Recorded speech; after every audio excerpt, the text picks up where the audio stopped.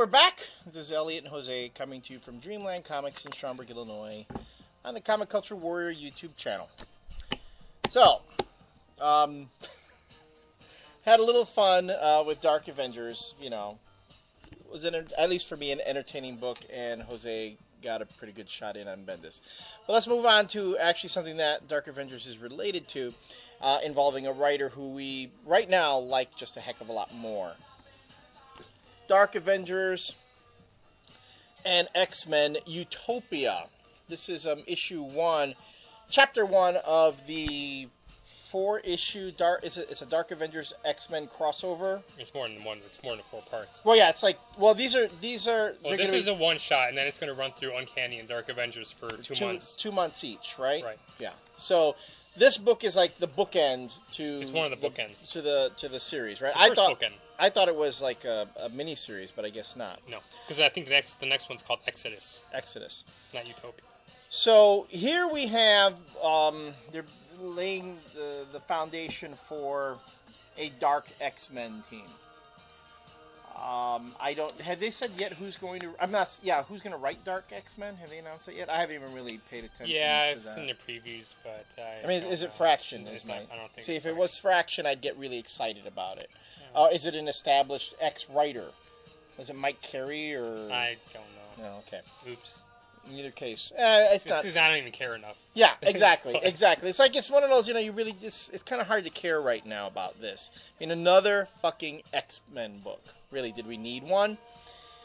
All right. So putting aside that issue, Matt Fraction, again, a writer that I really, really enjoy, is starting off this whole, this quote-unquote Utopia storyline.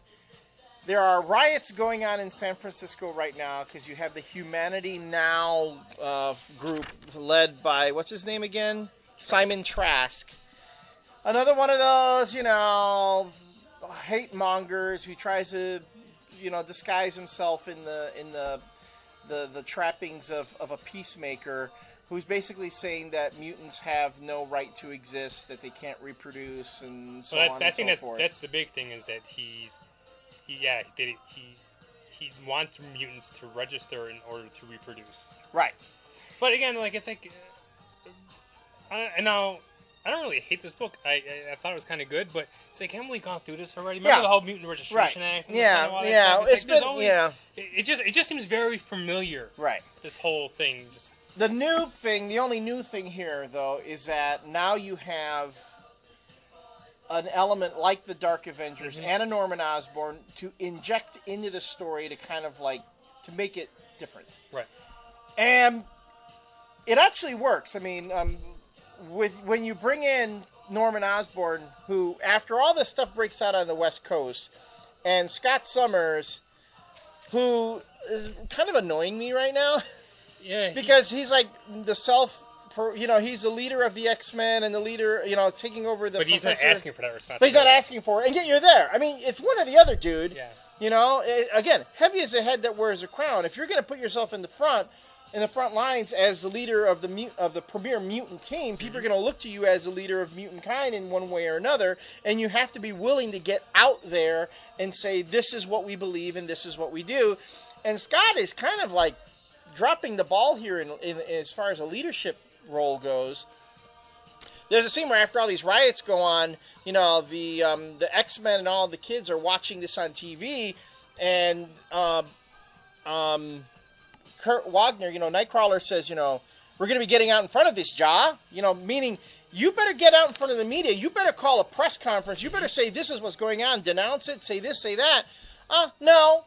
Trask goes out and, bam, does a press conference. He's in front of it.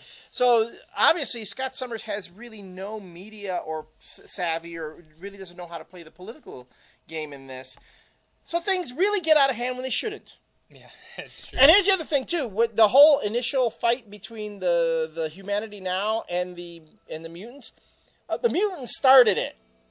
The mutant kids get out of hand. They start whooping, opening kind of whoop-outs. They're the ones who started. So at this point, I can't even take their side and say, I mean, don't get me wrong.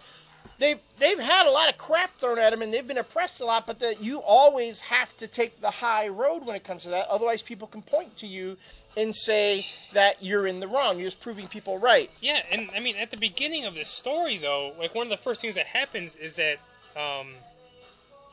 of the Beast gets like tasered and like carted away. It's like, doesn't anybody know that? Because I know he's there with some students, but like Scott Summers isn't, Right. Yeah, not cognizant of like what the fuck just happened. Yeah, and he even says that later on. He goes, I didn't know he was there. I didn't know. Yeah. I mean, it's like the most brilliant guy on your team, the guy who you need in every mission you go on to figure shit out for you. You have no idea where the guy is. Yeah, so I don't understand how that whole thing played out. But in either case, as the story unravels and the Dark Avengers... Sad sack century. Yeah, I know. Poor century. Oh, I can't go out and kill no bunch of die. Oh. As the Dark Avengers get involved, things actually do start getting interesting. Yeah. And yet again, Baby Wolverine shows up for one panel. And then that's it. You have a cool fight between Venom and Well, it's not Colossus. even a cool fight. It's like the beginning of a cool Right, fight. it's real quick, yeah. And it's like, I kind of wanted to see that, because that's actually, I wouldn't mind seeing that Right. awesome fight. And they, Right. it starts up, and then and then they just drop it for the rest of the issue. And Fraction, again, nailing the characters left and right, with Hawkeye, Bullseye, a.k.a. Hawkeye, just showing up and telling all the protesters to take off, and they do, because everyone kind of knows what the current Hawkeye is like, and he says at the end, of this whole thing, he goes, I don't know how you guys do it. He's saying this to the riot police. I don't know how you guys do this, because not killing them sucks. This is what passes for an Avenger and a hero in the Marvel U right now, and so on and so forth. And this is all setting up the whole thing. Great scene here with Ares. Yeah. Yet again, someone else takes Ares and does something really cool. I love when Scott looks down on Ares. Ares gets a whole mob of people to stop in their tracks.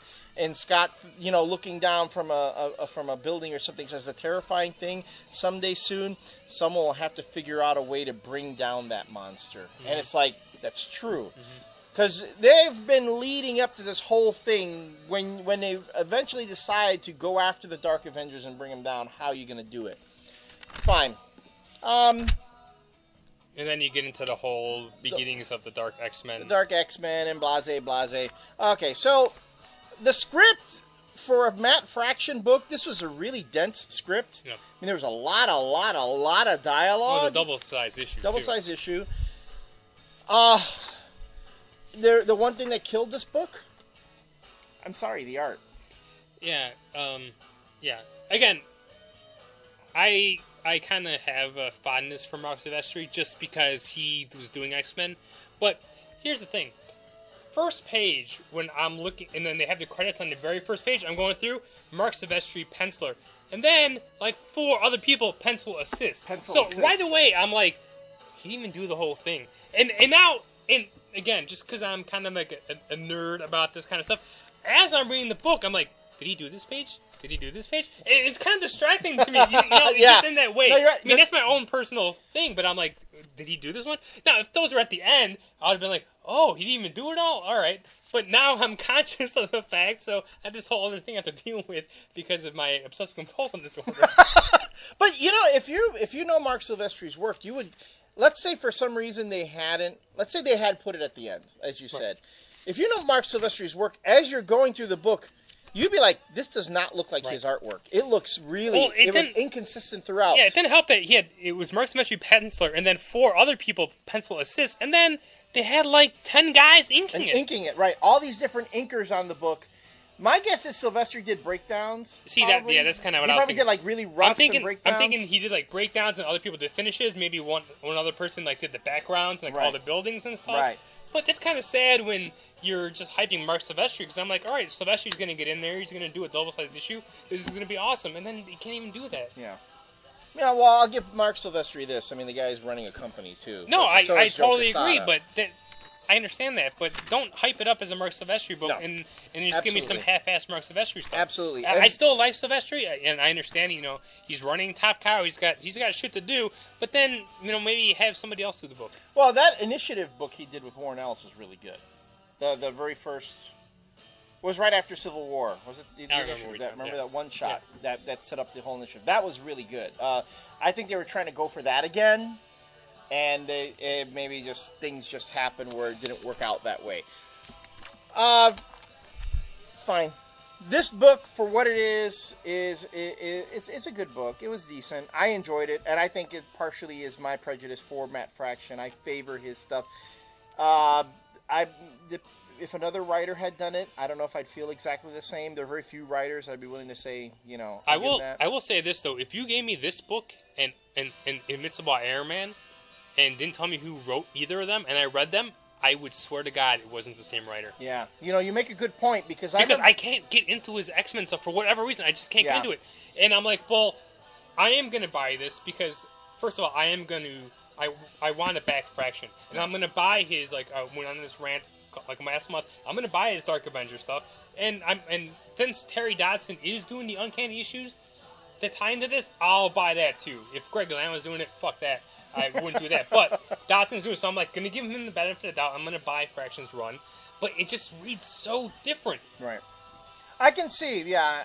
And I know Matt Fraction has gone on record as saying that this has been a real challenge for him. So, you can see it. And hopefully it'll pick up as it goes. But for what it is, while it's a story that's been told time and time again and again and again in the X-Men universe, I'm hoping Fraction gives me something and that's another thing, though, too. It's this is the first part, and he's laying the groundwork. The groundwork, and, once Fraction does that, he can get things moving pretty good. So, we'll see what happens. So, there we go. We don't want to hate on all the Dark Avengers. We've said it. We love Matt, so give him your support. When we come back, we're going to drop Marvel and move on to DC and what has to be one of the best books they're going to put out this year. We'll see you then.